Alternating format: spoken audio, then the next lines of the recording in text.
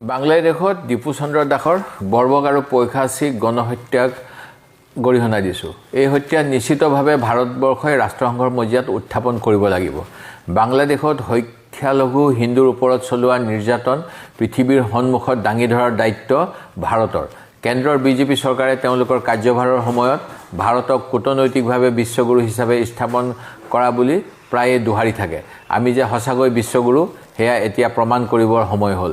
বাংলাদেশে আমেৰিকা যুক্তৰাষ্ট্ৰ, চীন, ইটালী, সংযুক্ত আৰৱ, ব্ৰিটেইন আদি বিভিন্ন দেশৰ লগত প্ৰধানতঃ বাণিজ্য সম্পৰ্ক কৰি আছে। সেয়ে প্ৰধানমন্ত্ৰী মোদী ডাঙৰীয়াই প্ৰথমে ডোনাল্ড ট্ৰাম্প, শ্বি Jinping, Giorgia Meloni, Mohammed bin Zayed আদিসকলৰ লগত আলোচনা কৰি দেশসমূহৰ লগতে বাংলাদেশৰ যি বাণিজ্য সেয়া বন্ধ কৰাৰ দাবী কৰিব লাগে। যিহেতু প্ৰধানমন্ত্ৰী মোদী ডাঙৰীয়াই এওঁলোকৰ লগত মধুৰ সম্পৰ্ক ৰক্ষা কৰি আহিছে আৰু প্ৰায়ে এই দেশসমূহ ভ্ৰমণ কৰে, তেখেতৰ বাবে এই কাম কেতিয়াও কঠিন নহয়।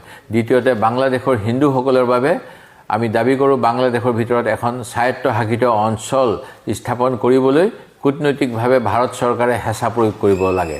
প্ৰধানমন্ত্ৰী মোদী ডাঙৰীয়াই এই পদক্ষেপ গ্ৰহণ কৰাৰ সমৰ্থনত অসম ভ্ৰমণৰ সময়তে ঘোষণা কৰি দেশৰ হিন্দু সমাজক আশ্বাস দিয়া